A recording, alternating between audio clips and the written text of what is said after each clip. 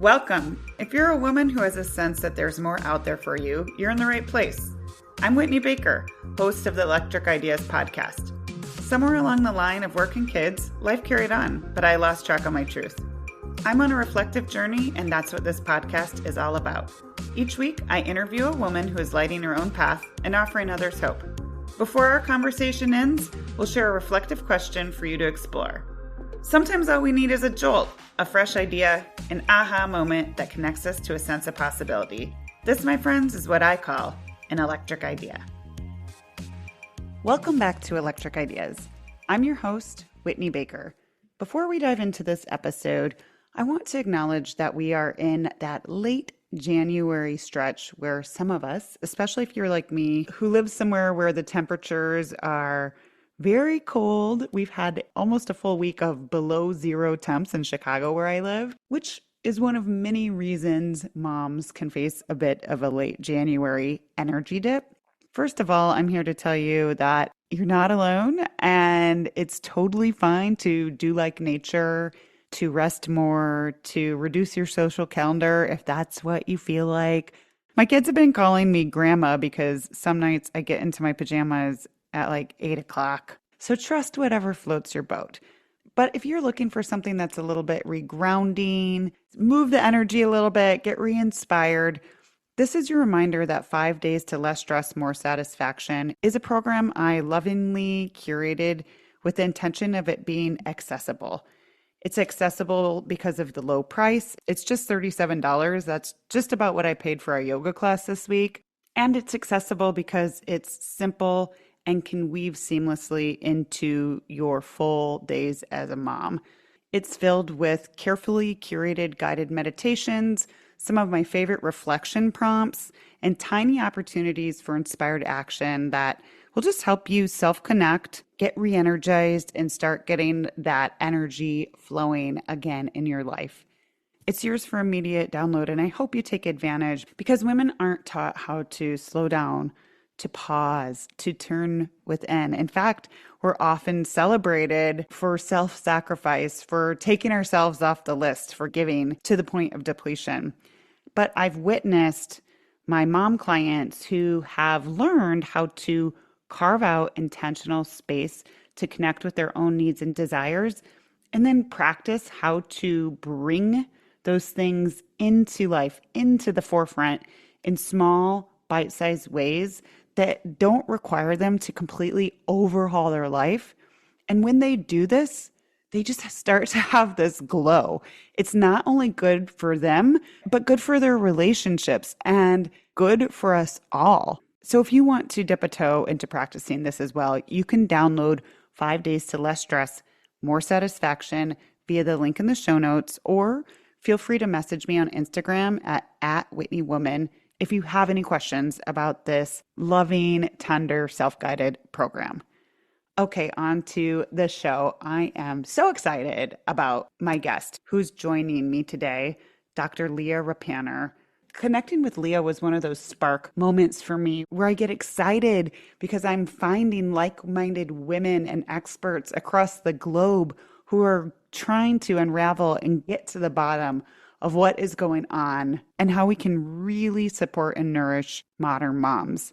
Leah is a professor of sociology at the University of Melbourne and a founding director of the Future of Work Lab. She wrote a book called Drained: Reduce Your Mental Load to Do Less and Be More, and that is the crux of our conversation today.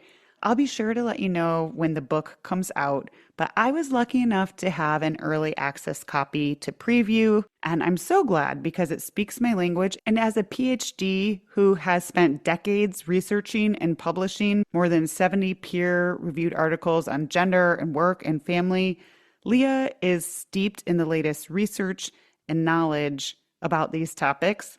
And she shares some really illuminating findings around her commitment to understanding how women's unpaid work, meaning the time they spend in housework, childcare, on the mental load, impacts their entire life and well-being. Everything from their ability to sustain fruitful employment to sleeping well and everything in between. As we discuss in this episode, I'm so glad that the whole idea of mental load for moms is getting more attention, but Leah's going to go into it in a way that's much more nuanced. I know you're going to have amazing takeaways and feel inspired by this conversation, so let's get into it. Leah, welcome to the show. Thank you so much for having me. I want to start because your forthcoming book, Drained, opens with a scenario that really cuts to the heart of your research. So I'm going to do my best to capture it really quickly so that we can have a little tangible example to jump into, okay? Great. So you talk about your friend Kristen. She's getting ready for her sixth grade daughter to be a star in the school play. And the performance is after a full work week for Kristen. And in the days leading up to the play, Kristen makes sure the grandparents are up to speed, that they get their tickets downloaded, that they know about parking, that they can, hear the show. She gets flowers for her daughter to make sure she feels good. She bakes cookies for the cast potluck scheduled afterwards. She goes early to the play because she's required to volunteer. And on the day of, she gets a text that a birthday present didn't make it to a birthday. And she thinks about handing that test to her husband, but doesn't want to cause confusion. It's finally the night of, and she's a little disappointed because this is supposed to be a moment where she's part of this joy and celebration, but she's kind of pooped and a bit resentful. And I was reading this like, yep. Oh, yeah. Yep. So, why is Kristen's story so familiar to modern moms? I love you for saying this because this story has been one that stuck for people, right? Like, this is a story that I think many people can resonate with. And I think one of the challenges about the mental load specifically is that you're carrying many different mental loads all at once. As my book will show, you're carrying 8 different types. You're carrying 7 different stages when you do the mental load. You are carrying this load that isn't just the remembering to bring the flowers. It's also the emotional work of connecting in. It's also making sure that a day feels special. I mean, I'll get to these in a minute, but you're also making sure that your parents, the grandparents are included, that they are sitting in a place where they can see, where they can hear, will they have a good experience. And I think one of the things that was so clear about this story of Kristen is the extent to which she was carrying a lot of this work alone, that she felt like a lot of this work was important. It was consequential. It was the glue work for the family. But when she would try to talk to her husband about it, or when she would try to share, like, this feels overwhelming, or this doesn't feel good to me, his words felt very dismissive. Like, he would say things like, in this story, he says, like, just try to be where your feet are. I've heard from a lot of people who are talking about this, like, oh, don't worry about that. It doesn't matter. The kind of dismissiveness that happens simultaneously of, like, I'm doing all of these things, but I'm actually not doing them for me. I'm doing them for you. So you can have a better experience in this moment, life, right? Like our lives, your home. And yet all of this is so invisible. It's done internally. You can't see it happening. And in addition to it being invisible, it's hard to communicate why it feels so heavy. And so when you try to say, like, it's overwhelming, it's a lot, it's burdensome, people can say to you, partners, spouses, others might say, like, you're making too much of this. It's too much of a big deal.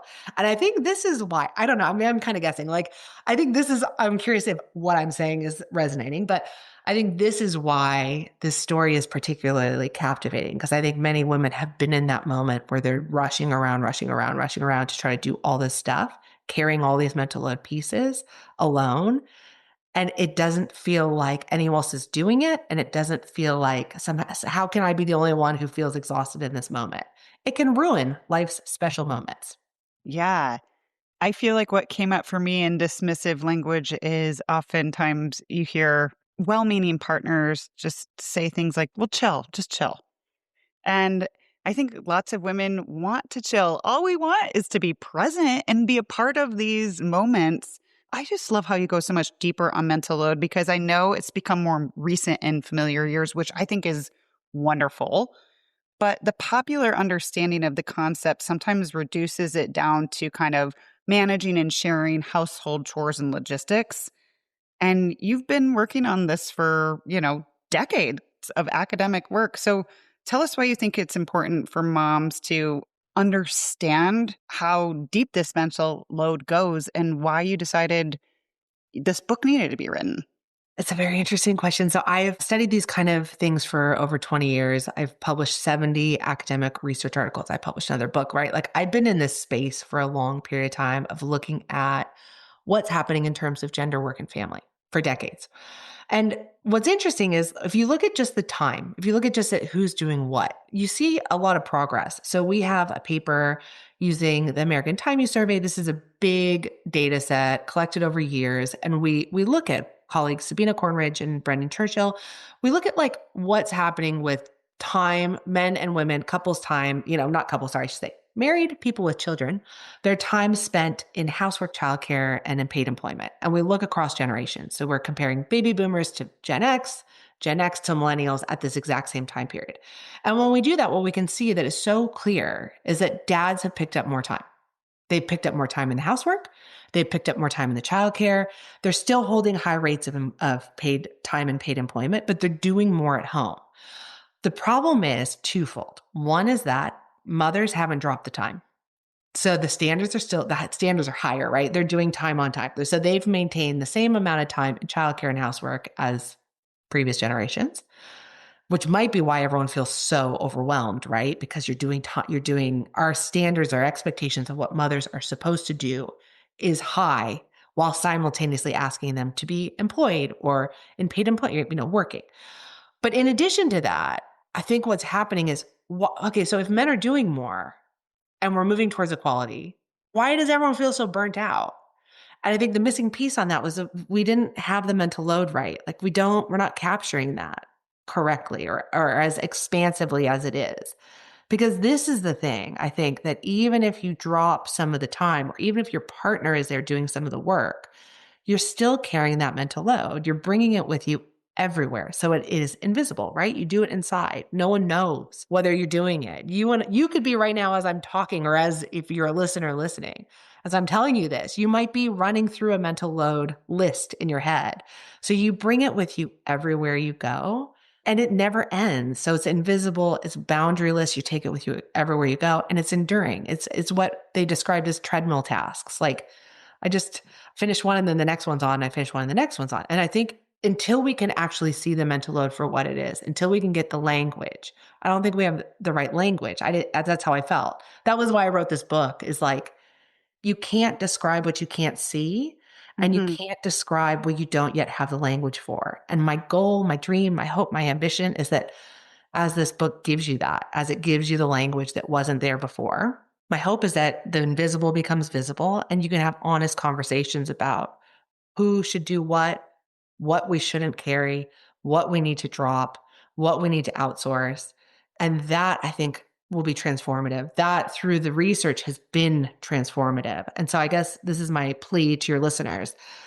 If you go through it and you read my book and you hear the ideas and it works, tell me. Like, I'd love to know. Like, please send me an email. So, like, ping me on LinkedIn, ping me on Instagram. Like, I really, this is all evidence-based. It's all fact, not fiction. And I would love more of an evidence base to hear. Tell me, how did it work for you? Where did you get stuck? What worked, what didn't? So please let me know. I'd love to know. All right. I definitely will encourage my community to reach out and let you know. I know we're going to dive in a little bit because, as you mentioned, your research, you kind of created 8 types of mental load categories. And I feel like just because women sometimes just can't even articulate this anticipating, this planning, this scanning, some of these words you use were so potent and just like, I was like, yes, that's it. That's what I can't just ask my husband to execute. Right.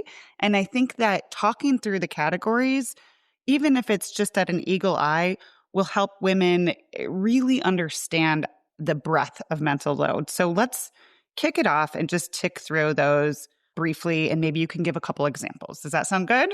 Yeah, that sounds Okay. great. So one of the things I try to ask for you to do in Yeah. the book is to start thinking about the mental load types, right? Like, what are the mental load types? And then what's the process through which you do them, right? And so the first thing I want you to start thinking about is, when we think about the mental load, it's kind of become a catch-all phrase. Like, it's very much a buzzword, right? But it also feels like oh, everyone's talking about, but what is it? Right? Like Hmm. everyone's talking about the mental load, but what is the mental load? And so probably your most traditional understanding of the mental load is this piece of life organization. So I'm giving you kind of 8 different types. The first is a life organization. This is staying on top of planning and tasks. This is some of the basic stuff that you just have to do to get your life, work, family, and life moving. Maybe you're keeping track of, maybe it's like grocery lists. It might be organizing who's picking up the kid after school. It might be these kind of very basic things that sorry, I shouldn't say basic, but like the more traditional way we understand the mental load of like, I'm remembering who needs to do what and when. Those are Hmm. those kind of tasks. Just to be clear for your for your audience, the mental load is emotional thinking work. So sometimes we do the mental load and it's just straight thinking work. It's very, very simple. It's like buy the milk. You buy the milk, check. The milk gets crossed off your list. But the mental load becomes a mental load when it becomes emotional. Sometimes it's positive in terms of the emotion, sometimes it's negative. So imagine if you go, okay, we need to buy milk because milk is running low. But if my kid doesn't have milk tomorrow, then they actually won't be happy at school. If they're not happy at school, then they'll have behavioral problems. If they have behavioral problems because they're too hungry from not getting the milk, then maybe that they'll end up with not getting a good grade, which means eventually they won't end up in the honors program, which means they won't end up at university, which means they probably won't have a job. But if they don't have a job, will I support them? When you start to do this, where it Hmm. gets really like unwieldy, that's where I'm saying to you, that's deeply emotional work. If you're starting to think we need to get the milk or else my child will have osteoporosis at 80, that's an emotional thinking work that starts to happen. So what I want you to start doing is disentangling when we're doing thinking work that's simple and straightforward and when we're doing thinking work that's heavy and emotional. Positive emotions sometimes, negative emotions other times, but figuring that piece out. So that's life organization. That makes sense. I really appreciate the distinction. So that takes us right into emotional support, right? Exactly. So emotional support is that checking in on your family, friends, and coworkers. It's like the work you do when you start to think like, it could be something like, okay, well, my child seemed a little bit off today. Are they okay? What's going on? Are their friends mad at them? Are things going wrong at school? A lot of the moms talked about this as like their spidey sense. Like sometimes they were Mm. really, really tuned in to the subtleties and changes in the emotions of the family. And so when you're doing that emotional thinking work of like just thinking about how are people emotionally? How is my aging parent? Does that person have the right diagnosis, right? You're doing that emotional thinking work. That's another form of the mental load. So that's the second category. Okay, that makes sense. And I feel like women are very likely to see themselves in these categories through examples. So, moving on to relationship hygiene, you wrote about Elaine, and we probably all have an Elaine problem somewhere in our lives, or we know that person. So, I'm wondering if for this one, you can kind of bring relationship hygiene, the type, to life by telling us about an Elaine and helping us relate that way. So, relationship hygiene is this work of maintaining strong social connections. Now, for many of you, like when I say to you, you do relationship hygiene in your work, it could be as simple as networking, right? We would call this like networking. Who do I need to know to do what? And how do I need to maintain that relationship? You might also do this in terms of some people call this kin keeping. It's one piece of relationship hygiene. So if you've heard this idea of kin keeping, like you're the person responsible for making sure Christmas cards go out, or you're the person responsible for checking in on parents, or wishing people happy birthday, or reminding your partner to wish someone happy birthday. That's the relationship hygiene, right? This is the piece where kin keeping may sit underneath it, but it's not the whole thing. In terms of Elaine, one of the things I wrote about in this book is that sometimes you have to maintain relationships that you don't like, you would have never created, that are absolutely emotionally exhausting for your children. In part because your children have friends whose parents are not your people. And part of that is I know a lot of moms are like, oh, I really don't want to have to organize with that person, but I have to because otherwise my kid is going to suffer. But also, in addition to that, I'm a bad person. I have to go, I have to show up, I have to be kind, I have to give all my sparkly energy to the person that doesn't deserve it. And in part, it's for my kid, but it's in part because we think we're going to be punished, because people are going to not like us, because we're not going to be kind, because we're not going to be, what we've been trained to be, which is agreeable. And I'm telling you in this book, in addition to giving you the 8 types, to maybe knock some of that internal narrative off, because that's a mental load drain too, right? Like you've been socialized into this. And so can we stop holding ourselves and others to some of these social norms that actually just drain our mental load and don't make life better? So maybe you can get rid of Elaine. And actually in the book, I suggest just let your husband talk to Elaine. He don't care. We're definitely going to come back to that, but I want to get through these first. So the next category I found interesting, it's magic making. I know that many moms in my community are still regrouping a bit after the holidays, even though we're mid-January. Like I still have a couple lingering ornaments that I'm like, "Oh my God, how are those still floating around?" So talk about magic making as a category of mental load. Okay, magic making. I have a podcast too, Misperceived, and we're doing an episode on January. Why is January so hard? And in part, it's like it's the hangover of magic making. So magic making is the mental load energy you spend making sure events feel special. You might do them at work, you might do them in your life. I will tell you two things. One, this is the most divisive category for women. Either they love it, they either love magic making. Like, you have that friend. It could be you. And if it's you, we love you. We want you in our lives. Like, you either are that person or have a friend, and I know you can instantly think of who they are, who loves to magic make, who loves to do handmade things, who does, hand bakes bread, who has like a holiday that looks like out of a magazine because they love to do that work. If you are that person, I love to see it. I want to hire you. Can I give you money to create this in my life? Like, I want to enjoy your skills, but please do not hold me to account for what you're doing because I have none of them. Other mothers, clearly I'm on this category, loathed this work. They were like, I hate this category. Holidays roll around. I'm expected to be the only person to do the magic making. I'm trying to remember everything that everyone's going to love. I'm trying to recreate family traditions that I hate or the kids don't appreciate or no one likes. And I'm like, this work is so draining. And so my goal with this magic making is to say like, hey, some of this is good. Some of it's bad. Sift through it and figure out what's your traditions.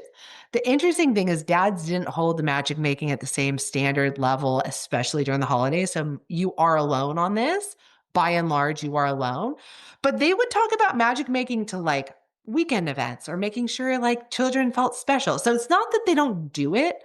It's just that they do it in slightly different ways. And maybe women get socialized into doing it on steroids. So let's knock that off too.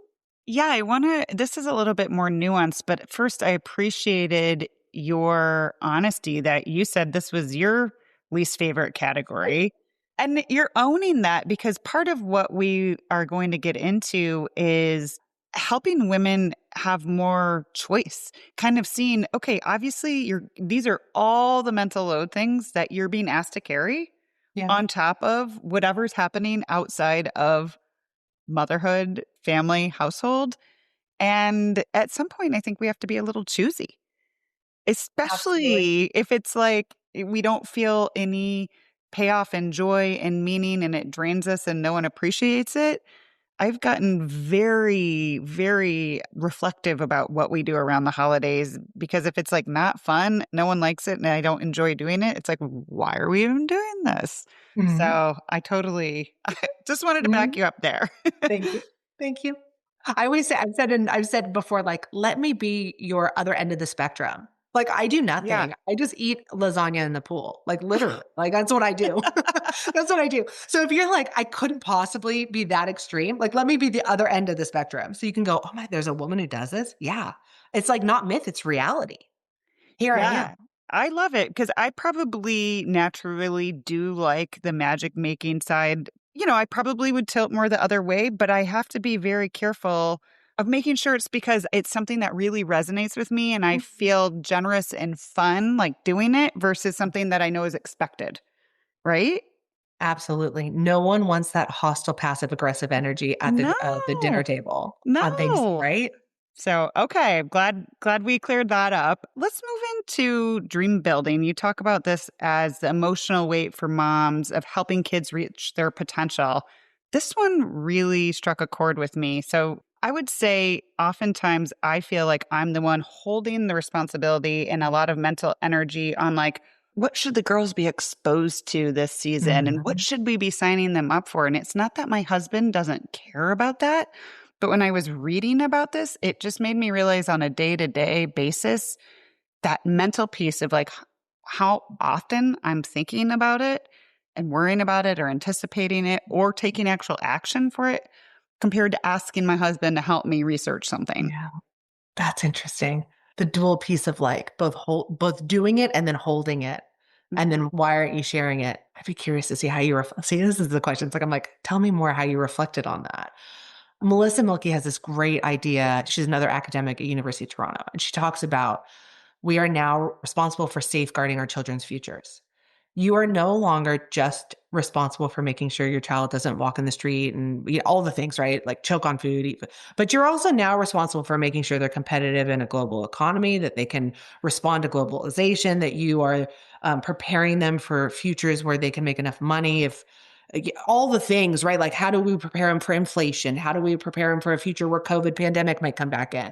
It's like, that's an incredible and ridiculous amount of pressure to put on an individual to say, like, you, through every decision in your own mental energy, need to make sure that this child has the path towards prosperity, joy, and happiness. When you can't control any of this, like, right? Like, it's so out of your control. And so when you say, I'm thinking about how do I expose them to other things? And there's something probably there about like, because if they're exposed to other things, they'll be able to live more full lives and they'll be able to work in jobs that are global and like you're probably going 2 steps forward, well, 18 steps forward. And I'm saying to you, the mothers were holding so much of that around their kids. The dads were holding a lot of that around their own careers. That's going to create two very different outcomes. Speaking a little bit more into kind of based on what we've talked about, is there anything that like any research or disparities in the, husband, wife, or partner divide that kind of surprised you? No, no, I don't. Okay. Well, that's actually No. that's actually really funny and really telling because a lot of times it was like shocking. We all thought this, and now we just have the numbers and the data to back it up. So let's keep going. I get it. The next category is individual upkeep. So I want to share a quote that you wrote in this section. You wrote, "Mothers spend inordinate amounts of mental energy and time thinking about ways to improve themselves, sometimes at the expense of more impactful and meaningful endeavors. It drains their energy, often without a clear benefit." Tell us about the mental load of individual upkeep. This is, am I doing enough to keep myself kind of fit and healthy? Like for a lot of women, there was kind of two things. This was the thing that got starved, knocked off the list. So when everything else intensified, this often was the thing that got dropped, but yet was incredibly valuable. So they would talk about, when I have the time to go for a walk, when I have the time to go to Pilates, when I have the time to fill in the blank, take a bath, I feel so much better. But I can't because I have to be preparing my child for a global financial crisis in 2075, right? Like it's not possible. I can't possibly. But for fathers, they really saw this as time that was valuable for them to invest in investing in the family. If I am better rested, if I am healthier, I am better able to come in and connect and provide for my family. There was a strong gender difference in this, right? And who was doing it and who saw it as valuable. The standards for women, I'm going to say something everyone knows, right? The standards for women are incredibly intense. And so if you're feeling like I can't do it all, and it's always there's always more to do. There's always more to buy. There's always more to pluck. There's always more to whatever. And so I ask, how much of this energy is useful? Like, what if we reclaimed that energy and then actually gave it to yourself in ways that really did bring you joy? Like, I'm not saying don't do individual upkeep, but I'm saying like, what if we kind of filtered through and was like, society tells me that's what I need to do, but really what I want to do is lay on the couch. The other thing that women would say is, I'm laying on the couch, I feel so guilty. I'm taking time for myself, I feel so guilty. I shouldn't be doing this. There's other work to be done. You can't have it both ways, y'all. You can't be burnt out by your mental load. And then when you get the time to recover from your mental load, feeling bad about that time and thinking about the other things to do. It has to be, you have to have that as recovery time. You have to stop that. You have to feel worthy of giving yourself that. And that was the thing that mothers struggled a lot with, right? I don't deserve this. Yes, you deserve this. You deserve it, of course. So this is a tricky category. Yeah. that definitely jives with my work I do, and like really making that shift to thinking that it's generous to pour into yourself, because then you actually have the capacity to show up for this meaning that you're making, right? Exactly. But I think that one of the toughest things that my clients face is exactly what you said. Like they finally carve out this space, and then mentally they're like, "Oh my gosh, my daughter's, band is scraping the inside of her mouth and I didn't get to that appointment yet." And they just have trouble giving themselves an actual break. And I think that it takes practice, is what I would say. It's not like an immediate thing. Like all of a sudden, if you've been running on this mental load energy and trying to do everything and be everything to everyone, I think Yeah. it's a practice to start giving yourself a little space from that. Would you agree? I completely agree. And you're socialized to feel like you don't deserve. So I'm not even here. And you're socialized to feel like you're the linchpin. That if Yes. you take a break, everything will fall apart. And some of the moms would talk about like sometimes they take a break and things do fall apart. Like I'm not like that's true. You watch things fall apart. But the question is, if they fall apart, can they be put back together by people, other people? How can we ask mothers to be the only one holding everything together? And then how can we ask mothers to be the only one who solves the problem if things fall apart? And so some of that pressure has to come off. We have some agency in that. That's a social norm, a social expectation, socialization from birth. But if we can see it as that, can we start to lighten some of that? Can we reject, take some of that pressure off? I'm So hopeful. I'm 100%. hopeful on Me that. too. All right, we have two more categories, and then we'll get into kind of some of strategies for shifting the load a little bit. So the last two are safety and Medicare. What do you want to share on those? So safety is like this thing about thinking about if everyone in your life is safe. This was the category that men tended to describe doing, making sure they're protecting, keeping everyone safe. It was a category that was often duplicated, right? Like that both partners are holding it. One of the things in terms of the solutions is I ask you to do this mental load audit where I'm asking you to start to think about where's your energy going in this? Is it where you want it? Are there spaces in which you're duplicating it? And so this is one category perhaps where, maybe both people don't have to do it. The mental load is interesting in terms of like, unlike housework. I mean, sometimes, yes, mothers do redo the housework that men do. That you should probably knock off too. There's a part of my book in this about this too. But like physical housework, we very rarely both change the diaper, right? Like you change the diaper and then the other person changes the diaper. But the mental load is so unique because you can both be doing it. You can actually, because it's internal, because you're holding it in your brain, both people can be duplicating. Mm. And so this is again when you're saying, "Hey, what are some of the solutions we can do to this? What can we do? We know we're doing this all." This is where, again, the mental load audit comes in. And one of the things I ask you to do is get clear on your mental load spending, get clear on where the energy is going, get clear on what you're running an autopilot. Many of you are just running an autopilot over and over and over. And you think your mental load energy is infinite, or you haven't even thought about it, but you just think like, I got this. I'm not going to say no. I'm not going to disappoint anyone. I'm just going to wake up in the morning, do as much as I can, feel absolutely exhausted by the end of the day, overwhelmed, no time for myself.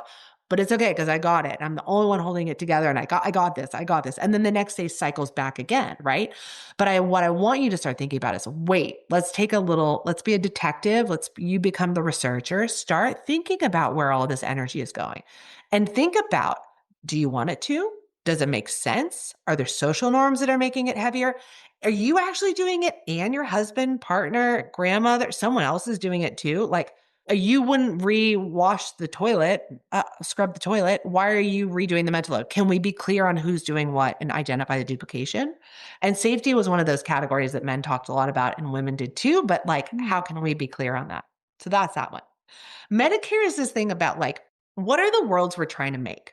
What are the worlds we're trying to create? And are we living within our values? Now, I know that sounds meta, which it is. And that's why we called it Medicare, which is a bit confusing in the US when we Oh, have right, Medicare. right. My apologies. Sorry, y'all. But it's this thing about like, how do I want to show up in the world? And I'll give you an example from a recent article we just published. So dads would talk about, I don't want to be like my dad.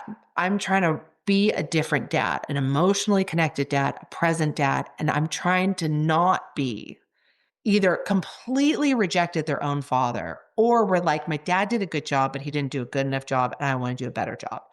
And what this meant was they spent a lot of their mental load energy thinking about whether they were a good dad. Am I doing this right? What it meant was it had this kind of processing effect of like, they would say things like, I can't just act. I can't just go on default. I have to stop and think about what I'm going to do next because I can't just do it like my dad did it, like my grandfather did it, the coach on my baseball team did it, because that wasn't right. I didn't like that. I want to do it different. And all of this created a mental load drain. It started to eat away at their mental load. Women do this too. It's not, of course, it's not just men, right? This is like, is my child, are we showing up in the way we want in terms of the environment? Should I give them the plastic bag or, like every little thing about that? Do I give them a plastic bag, a single use, okay, or not? Okay. What's going on in terms of, I want to show up and be loving. Am I teaching my child empathy? Do they have enough ability to connect into music? Because I want them to be people of the world. So you can see too, as I'm doing this, how these categories can overlap, right? You can Mhm. have this, here's the world I want to create. How do I make sure the dreams are activated at the dream building? And then what kind of stuff do I actually have to do in the day-to-day life organization? So it's not that these sit separate, they can sit overlapping, but they're all activating. The goal is not to get rid of your mental load.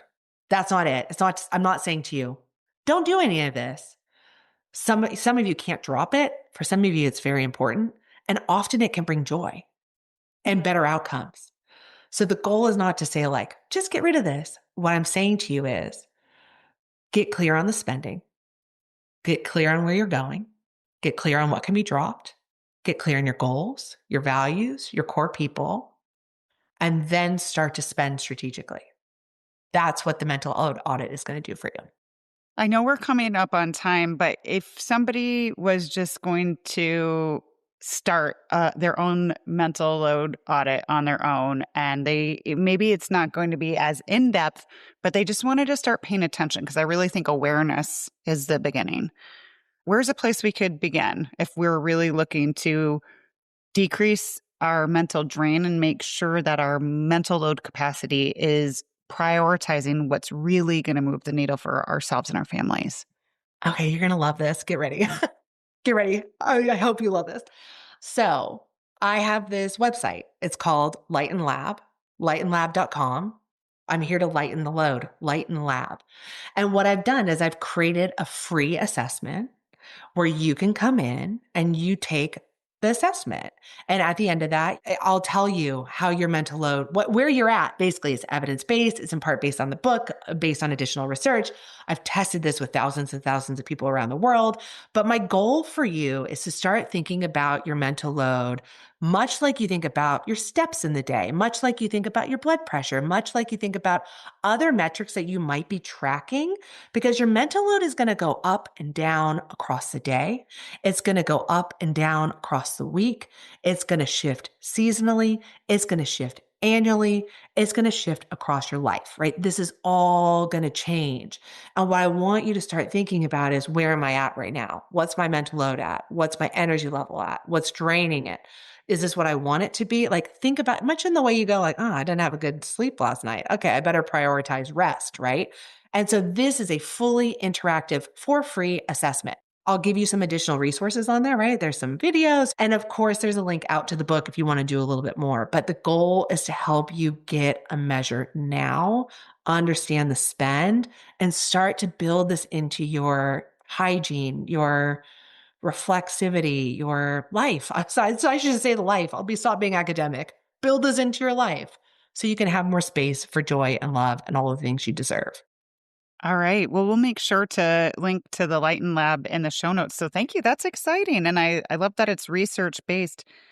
I just want to reflect back to that, something that's standing out just to like kind of put a bow around this, and that I found as well is we only have so much capacity. It's just scientifically proven. And I think when we get really aware of where our capacity is being spent, it's easier to make decisions too. Sometimes, even if something sounds great, it might put us over the edge. I like this analogy of capacity being an expendable resource. And because sometimes, especially as moms, society treats it like it's not for us. And so I really like that framework you've developed to look at it that way so we can make decisions like, well, okay, I'm at 95% capacity. Can I really say yes to running the class party right now? I'd love to, but no, next time it's going to put me over the edge. And I know, just to bring it full circle, I mean, we started from understanding all of this beautiful depth you bring to understanding the mental load. I feel like it's going to be a really good tool for women to intervene in overwhelm. I always end my show with an opportunity for reflection. So, in this area of wanting to be very intentional with our mental load and making sure that we are spending our mental load capacity in a way that honors our authentic being, what's one question women could be asking themselves more? Am I spending my mental load aligned with my purpose? My purpose, my wildest dreams, my biggest ambition. Because we only get one wild life, right? That's right. All right, Leah, this was so wonderful to connect. Thank you so much for joining me on the show. Thank you for having me. I'm so glad you joined me today. If you're looking for more, feel free to connect with me on Instagram at @WhitneyWoman. And if you enjoyed the show, I invite you to support me by leaving a review or sharing it with a friend. Hope you have an inspired day. If you're not using Ironclad for contracts, you could be leaving millions on the table without knowing it. Every contract holds renewal dates, pricing terms, and obligations you can't afford to miss. But good luck finding them when it matters. Ironclad's AI instantly surfaces what matters so you can act before opportunities slip away. That's why they're trusted by OpenAI, L'Oreal, and Salesforce. Find the savings hiding in your contracts at ironcladapp.com/podcast. That's ironcladapp.com/podcast.